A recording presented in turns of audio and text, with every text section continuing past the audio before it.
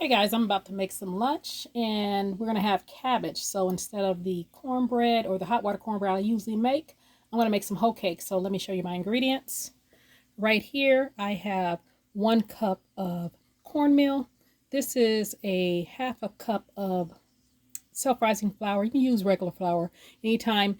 When I make hoe cakes, I usually do half the flour of whatever if I'm using cornmeal. So if I have 2 cups of cornmeal, I'm going to use 1 cup of flour. So since I only got 1 cup of cornmeal because I'm not making a lot, I'm just using a half a cup of self-rising flour. This is a cup of buttermilk. You might need it all, you might not. It just depends on how wet your batter is. You kind of want it like pancake batter. This right here is about 3 tablespoons of sugar. You can omit the sugar. A lot of people don't put sugar in their hoe cakes, but I like mine a little bit sweet. We have 1 egg.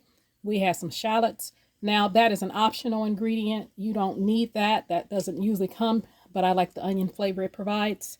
Right here, you have about a teaspoon of salt. This is about a teaspoon of garlic powder. And right here is a teaspoon of baking powder. You see the butter up here. We're not going to use all that butter. I'm going to melt some. Probably going to use about 2 to 3 tablespoons. All right. So let me get over here. Okay, I'm going to put all my dry ingredients in. That is my cornmeal. Sorry for the noise. That's my flour, my sugar,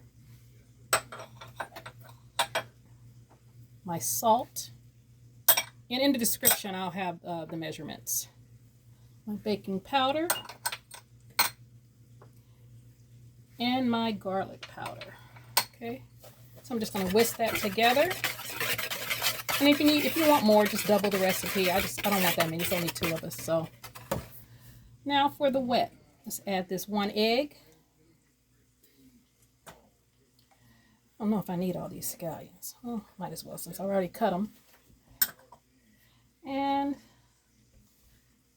I'm going to add some of this buttermilk. Let's see how wet I want it. Like I said, you want it like pancake batter. And like I said, this is not hot water cornbread. Hot water cornbread is made with hot water, so. And you don't need all these ingredients. Hot water cornbread, very few ingredients. Okay.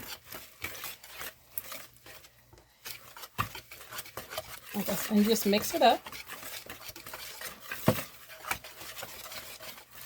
Like I said, you want it light. That's not quite like pancake batter. Let's add a little bit more of buttermilk, just to smidge it.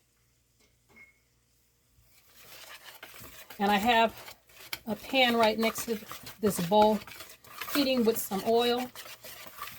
Any oil you like, grapeseed oil, avocado oil, canola oil.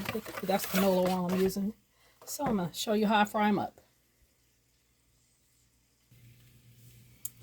Okay guys, this is what the batter is looking like. I had forgot the, it's a little thicker than pancake batter, but it's fine. I had forgot the butter off camera, so I did add 3 tablespoons of melted butter to this batter. So you can either use a spoon, a ladle. I'm going to use a ice cream scoop. And you can make them as big or as little as you want. And don't crowd your pan.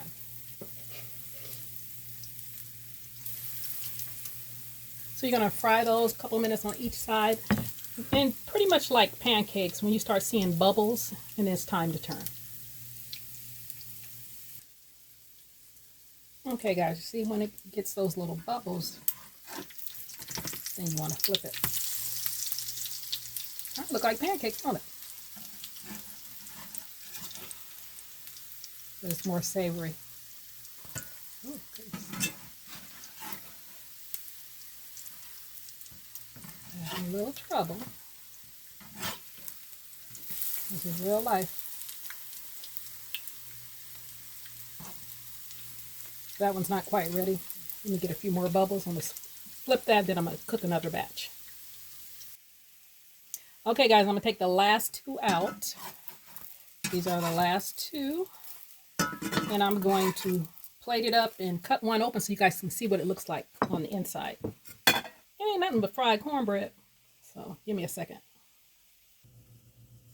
All right, guys, this is what it looks like. And I'm going to try one for you. Let me see.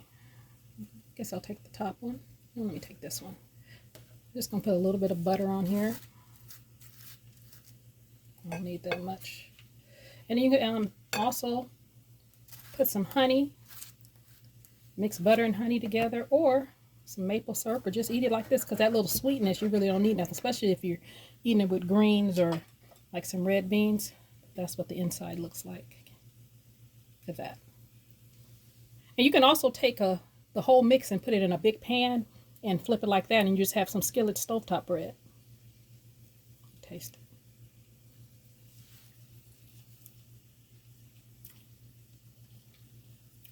That oniony flavor gives it like a different taste. This tastes just like my grandma's.